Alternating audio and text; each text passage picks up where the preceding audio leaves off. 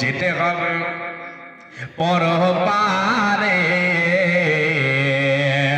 সোনারে অঙ্গ তোমার কবরে মেশাবে, যেতে হবে পরপারে।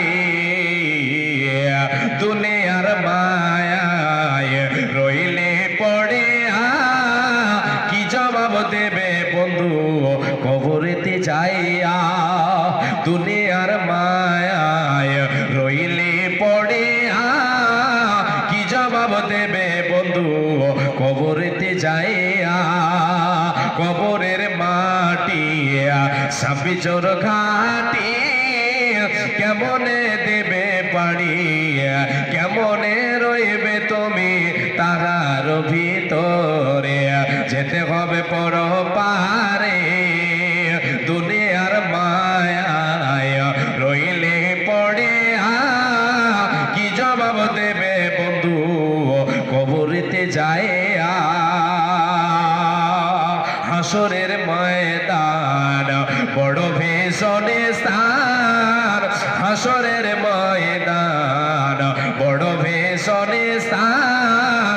কেমনে দেবে পাড়ি পুলসিরাতের পোল, নেকির পাল্লা যদি না ভারী হয়, নেকির পাল্লা যদি না ভারী হয়।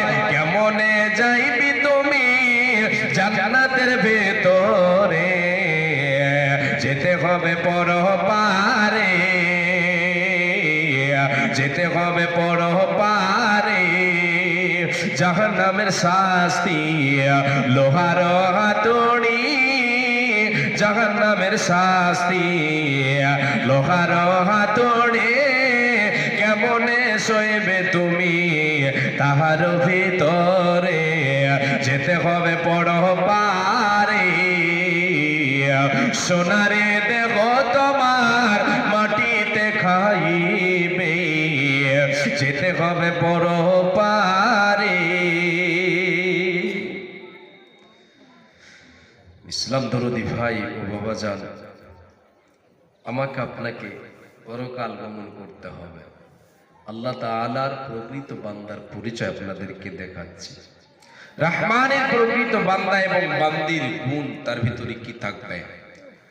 যদি এর ভেতরে গুণ থাকে তাহলে সে নিজেকে জাহান্নাম থেকে বাঁচাতে পারবে।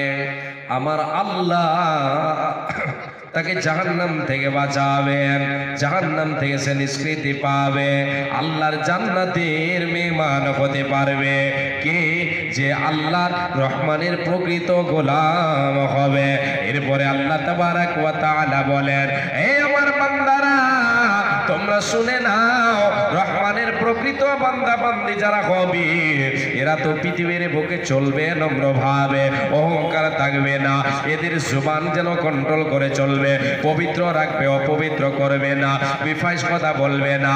এরা রাতের বেলায় অতিরিক্ত নফল ইবাদত করবে, আল্লাহর সঙ্গে সে সম্পর্ক গড়াবে, আল্লাহ তাআলাকে ডাকবে, রাতের অন্ধকারে ডাকবে, সাজদা বলত হয়ে আল্লাহকে ডাকবে, সঙ্গে সঙ্গে আল্লাহর কাছে, সাথে সাথে আল্লাহর কাছে জাহান্নাম থেকে পানা চাইবে, জাহান্নাম থেকে নিষ্কৃতি চাইবে। যারা আল্লাহর প্রকৃত বান্দা বান্দি হবে। এরপরে আল্লাহ তাবারাক ওয়া তাআলা বলেন, ওয়াল্লাযীনা ইযা আনফাকু লাম ইউসরিফু ওয়া লাম ইয়াকতুরু ওয়া কানা বাইনা যালিকা কাওয়ামা।